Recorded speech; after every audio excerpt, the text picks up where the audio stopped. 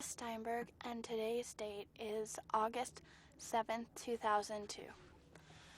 I've lived in Tribeca my whole life. The first time I went away was when I started going to school in Connecticut for college. So I guess the Twin Towers were pretty omnipresent. I mean, they were huge, and the buildings in Tribeca are fairly small, so you could see them from just about everywhere. So, and the Borders bookstore, which was in the Twin Towers, was our local bookstore. It was the biggest one and the only one. So that's where my brother and I would go for books.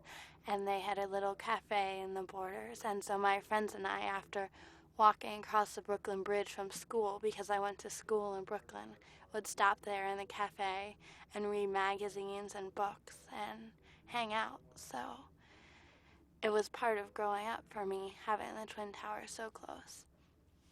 But I was away at school in Connecticut on September 11th of last year, and so I found out about the Twin Towers by the news because some girls on my hall had televisions and they happened to be watching the news, and I was in the bathroom brushing my teeth getting ready to go to class, and I heard a loud shrieking, so I went out into the hallway, and that's how I first found out.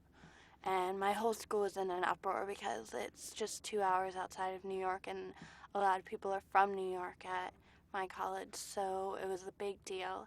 And I went into the campus center where everyone gets their meals usually, and there's a huge big screen that works as a television, and they just had that on all of that day and all of the next couple days, just news constantly.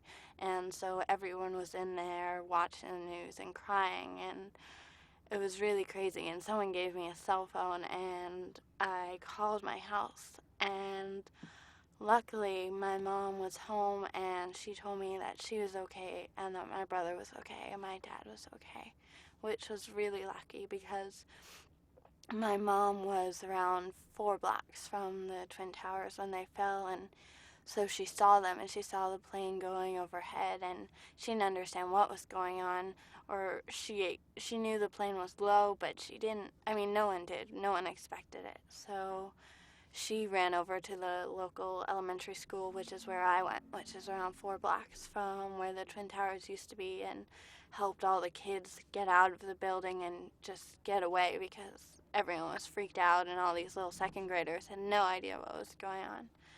But so my mom then had to leave our house. She wasn't allowed to stay there anymore because it was too close. But luckily she had to go to the bathroom, and so she went back upstairs once, and that was when I called. So it just happened to work out like that. And so, I mean, I was really relieved once I knew that everyone was okay.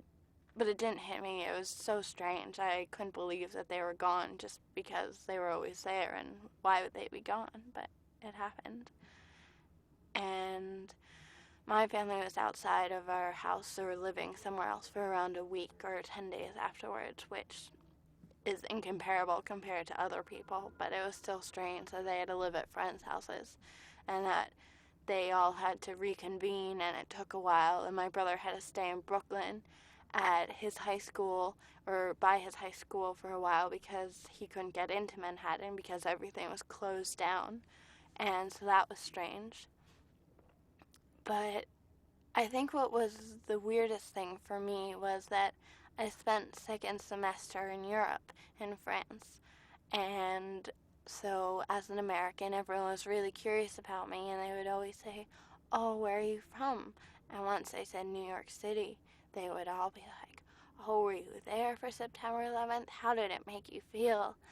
And maybe I should have been okay with that question, but it made me really angry because I felt like everyone was just being obtrusive and just interested in it as a story, and they wanted to know all the gory details or something, and they were almost disappointed when I said I was in Connecticut and at school and not there. And I didn't want to talk about it. It wasn't something that I didn't want to tell everyone that my mom was so close, and I didn't want to tell them my house was that close because it wasn't like that for me, and it became this big glorified story, and I mean, I know it kind of rocked the U.S. and I guess the world for all of its implications, but to me, it was a much more personal and private thing that I didn't want to make a public story for just the story of it.